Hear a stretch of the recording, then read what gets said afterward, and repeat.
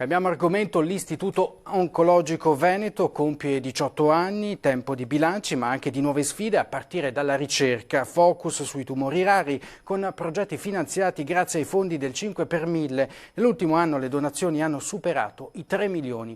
Federica Riva.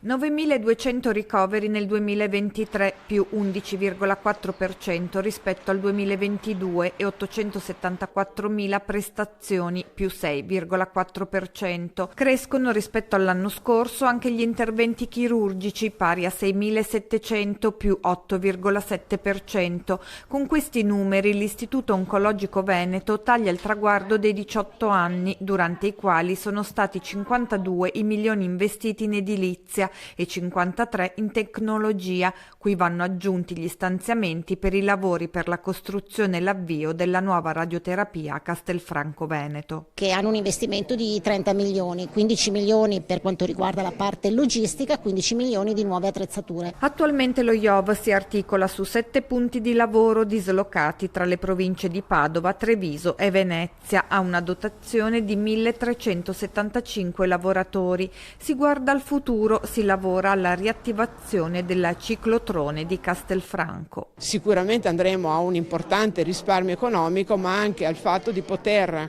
erogare radiofarmaci sia per assistenza ma anche per ricerca, perché lo IOV è un istituto di ricovero e cura a carattere scientifico. L'istituto porta avanti anche progetti di studio sui tumori rari, istituiti dei bandi di ricerca. Abbiamo stanziato 1.800.000 euro derivanti dalle donazioni 5 per 1000 per un totale poi di 4 progetti che sono stati valutati da revisori esterni internazionali.